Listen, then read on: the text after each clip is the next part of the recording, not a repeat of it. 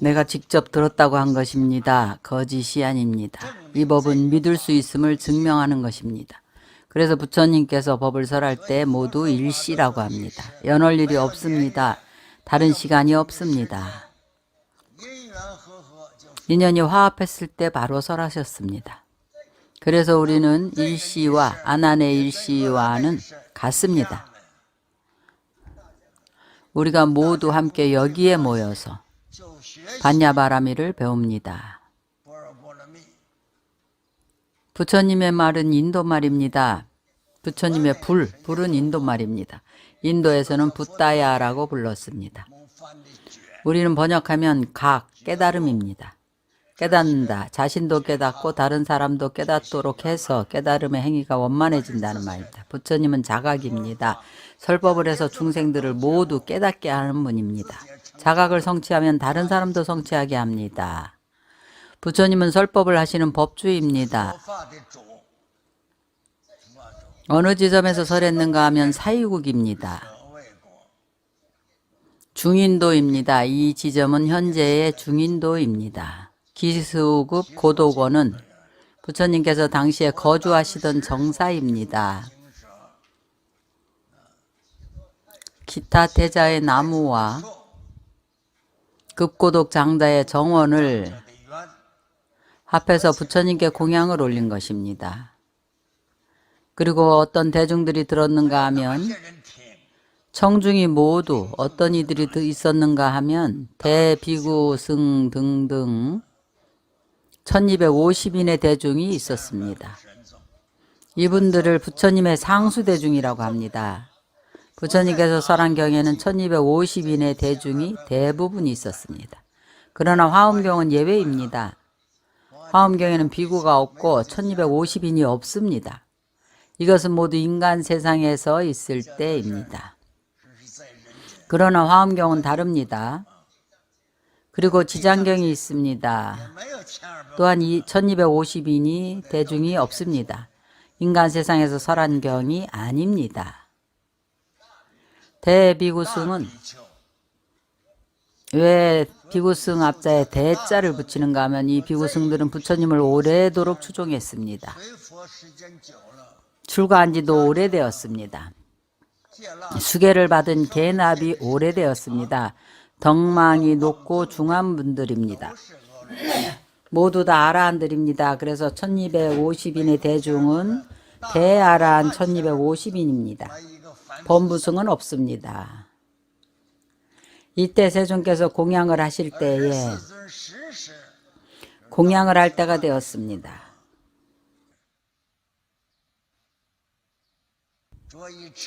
착의 지발 가사를 입고 착의란 탁발을 하러 마을에 나갈 때에는 가사를 입어야 합니다. 대가사를 수하고 나가야 합니다. 지발은 밥을 담는 바로 그릇입니다. 인도에서는 발따라라고 합니다. 중국에서는 응량기라고 합니다. 바로 밥을 담아 먹는 그릇입니다. 부처님께서는 공양할 때가 되면 부처님께서도 밖에 나가서 탁발을 해야 합니다. 사일성에 가서 걸식을 합니다. 평상시와 마찬가지로 한 집 한 집 걸식을 합니다. 걸식이 충분하면 자신의 사는 곳으로 돌아옵니다. 거주하는 정사로 돌아옵니다. 공양을 마치고 나면 가사와 바루를 거두어 깨끗이 씻습니다. 발을 씻고 나서 자리를 펴고 앉습니다. 공양을 마치고 나서 부처님께서 길상초를 깔고 정자하고 자리에 앉으십니다. 바로 이 시간에 그럼 이 단락부터 설명을 하겠습니다. 이 금강경의 설법을 처음 시작할 때에 걸식을 하는 것부터 걸식은 밥을 빌어먹는 것과는 다릅니다.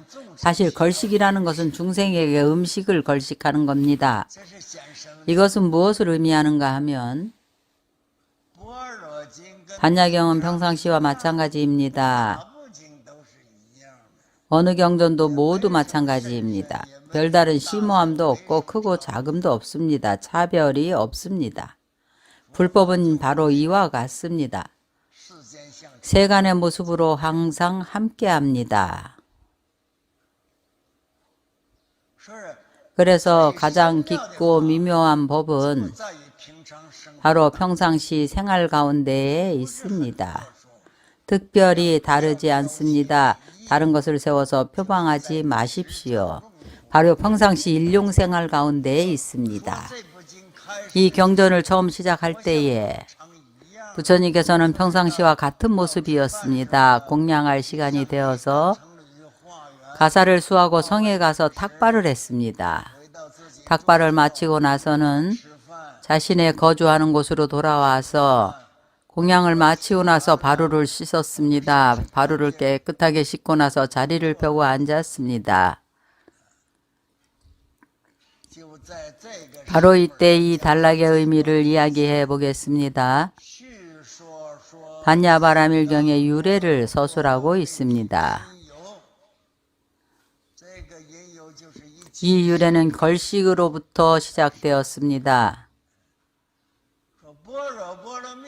반야바라밀, 이 묘한 법은 평소의 일상생활과 별다른 차별이 없습니다. 여기서는 세존이라고만 했는데 부처님의 10가지 명호 중에 하나입니다. 불, 세존, 천인사 모두 부처님의 10가지 명호 중에 하나입니다. 그럼 부처님께서 걸식을 하던 중에 부처님께서는 평소에 2끼를 드셨습니다. 직접 가서 걸식을 하셨고 어떤 때는 일중식을 했습니다. 부처님께서는 하루에 1끼를 드셨습니다. 왜냐하면 걸식을 할 때 자신이 공양을 짓지 않고 사람들에게 걸식을 하러 가셨습니다. 사람들이 밥을 짓기를 기다려서 사람들에게 바로 한가득 걸식을 해서 드셨습니다. 다 드시고 나서는 자리에 앉습니다. 이것을 정명식이라 합니다. 왜냐하면 이 걸식의 의미는 해태하지 말라는 의미를 포함하고 있습니다. 게으르고 태만한 사람으로 하여금 부끄러운 마음을 일으키게 합니다. 2번째는 아만심을 높이지 말라는 것입니다. 사람들에게 음식을 구걸합니다. 자신은 농사도 짓지 않고 수확도 하지 않기 때문입니다. 이것이 바로 2번째 의미입니다. 높은 아만심을 없애는 것입니다. 부처님께서 걸식을 하실 때에 포함된 가장 큰 의미는 바로 보시입니다. 중생들로 하여금 복을 얻게 하는 것입니다. 부처님의 모습을 칭견하고 업장을 소멸하는 겁니다.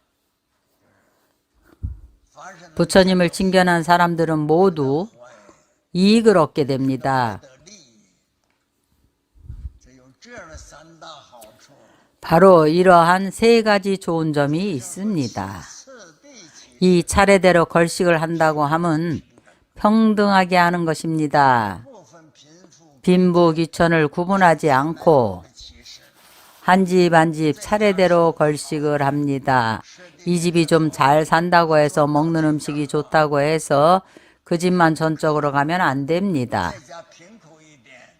이 집이 좀 가난하다 해서 성근을 심어주기 위해서 그 집만 전적으로 가서 걸식하면 안 됩니다. 부처님께서 수보리와 가섭존자를 비평하셨습니다. 가섭존자는 전적으로 가난한 집에 걸식을 했습니다. 심지어는 자기 가족들도 먹을 것이 없어 곤란한데 그가 무슨 뜻으로 그렇게 했는가 하면 이 사람들이 복이 없어서 곤란한 것이니 내가 그들에게 복을 짓게 해주리라. 가섭존자는 전적으로 가난한 집에 걸식을 했습니다. 수보리는 그 반대였습니다. 수보리는 전적으로 부유한 집에 걸식을 했습니다. 수보리가 좋은 음식을 먹고 싶어서가 아닙니다. 그들이 금생에 부귀를 타고났지만 만약 보시를 하지 않고 승가에 공양하지 않으면 내 생에 또 부귀할지를 알 수 없기 때문입니다. 그들이 부귀함을 유지할 수 있도록 도와주려고 한 겁니다. 부처님께서 이 둘 다를 틀렸다고 하셨습니다. 어떤 인연을 만나든지 그 인연에 따라 걸식하라 하셨습니다. 평등하게 걸식하고 평등하게 제도하라는 것입니다. 빈부귀천을 가리지 말고 평등하게 교화하라는 것입니다.